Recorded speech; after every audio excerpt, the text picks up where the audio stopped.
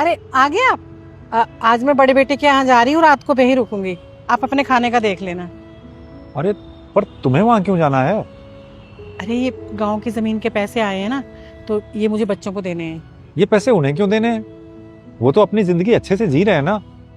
देखो, ये पैसे हमारे हैं, इन्हें अपने पास रखो।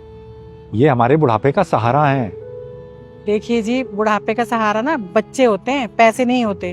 अरे हम यहाँ रहते हैं, हमारा इतना खर्चा नहीं होता यहाँ, लेकिन बच्चे वहाँ शहर में रहते हैं, उनका बहुत खर्चा होता है, तो ये पैसे उनके काम आएंगे। मैं तो यही कहूंगा कि मत जाओ, यहीं रहो। बाकी तुम्हारी मर्जी। लेकिन फिर भी अगर तुम ये पैसे उन्हें देना चाहती हो तो पैसे देने के पहले एक बार उन्हें आजमा जरूर लेना कि तुम्हारा कितना सहारा बनने वाले हैं वो। हाँ, अच्छा ठीक है, मैं देख लूंगी। अब मैं जाती हूँ, कल आऊंगी मैं। ये चाबी आप ध्यान रखना।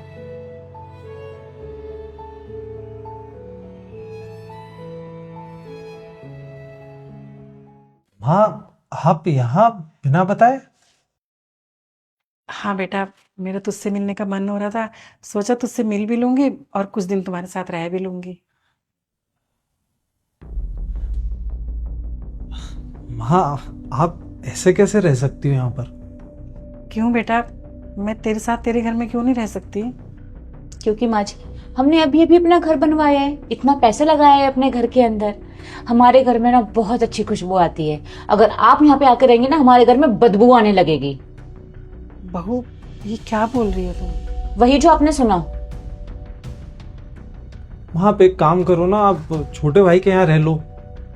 पर बेटा, मुझे याद तो तेरी आ रही थी, मैं तेरे साथ रहना चाहती थी। अब छोटे भाई के पास क्यों जाऊंगी? अब माँ, सुराग को ये सब पसंद नहीं है, और अब मैं अपनी वाइफ के खिलाफ तो नहीं जा सकता ना। अगर ये हाँ करेगी तो मैं रख लूंगा आपको। इन्हें तो मैं अंदर भी आने नहीं दूंगी। रहने की बात तो भूल ही जाओ। अच्छा बेटा, ठीक है, तो अपना ध्यान रखना। चलो तुम अंदर।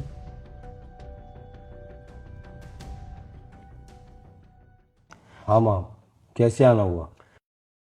बेटा, वो तेरे पापा का ऑपरेशन होना है, तो उसके लिए मुझे तुझसे 2 लाख रुपए चाहिए। अरे माँ, आप कैसी बात कर रही हो? आपको अच्छी तरह से पता है मैं और मेरी वाइफ महीने का 1 लाख रुपए कमाते हैं, जिससे सिर्फ हमारा घर ही चल पाता है, और सेविंग तो बहुत दूर की बात है। पर बेटा, मैं तो उधार मांग रही हूँ ना, थोड़े टाइम में वापस दे दूंगी। तेरे पापा का ऑपरेशन होना बहुत ज़रूरी है। अरे माँ, आप समझती क्यों नहीं? नहीं है मेरे पास पैसे। बेटा, थोड़े बहुत भी नहीं है। अरे अगर थोड़े बहुत होंगे भी तो वो आप लोगों के लिए थोड़ी ना बचा रखे हैं, वो हमारे लिए है। कल को हमारे को कोई इमरजेंसी आ जाए, हमारे बच्चों को कुछ हो जाए, तो पैसे काम आएंगे। अब किसी और के आगे तो हम हाथ फैलाने जाएंगे नहीं। पर मैं तो 2 महीने में वापस दे दूंगी ना। आप जबरदस्ती क्यों कर रही हो? जब बोल दिया पैसे नहीं है तो नहीं है, नहीं दे सकते हम पैसे। अच्छा चल ठीक है, तू अपना ध्यान रखना।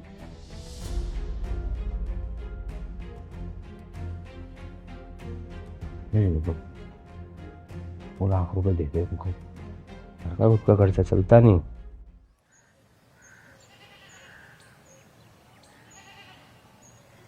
अरे बड़ी जल्दी आ गई तुम तो वहां रुकने वाली थी। वो लोग वैसे नहीं है जैसा मैं सोच रही थी। उन्हें कोई फर्क नहीं पड़ता कि हम जिए या मरे। वो बदल गए हैं। यहाँ तक कि उनको तो मेरे कपड़ों में से बदबू आ रही थी। घर के अंदर भी नहीं घुसने दिया उन्होंने, दरवाजे से सुना के भगा दिया।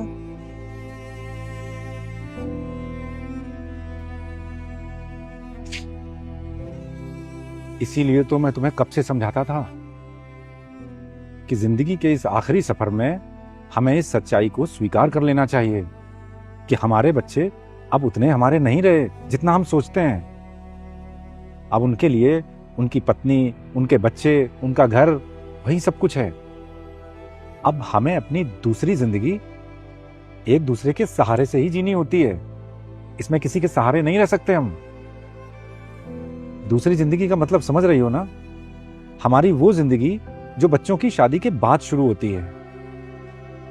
इसलिए बुढ़ापे में हमें अपने पास कुछ बचत, कुछ प्रॉपर्टी जरूर रखनी चाहिए, ताकि कल को हमें कोई परेशानी आ जाए, कोई हरी बीमारी आ जाए, कोई तकलीफ आ जाए, तो हमें किसी के आगे गिड़गिड़ाना ना पड़े।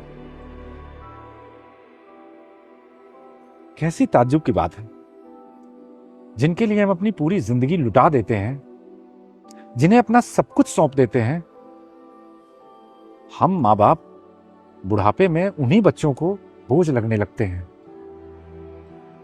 मैं तो तुम्हें यही कहूंगा कि इस उम्र में किसी के सहारे मत रहो, अपने सहारे पर रहो और अपनी खुशी का कारण किसी और को मत बनाओ, बल्कि खुद बनो।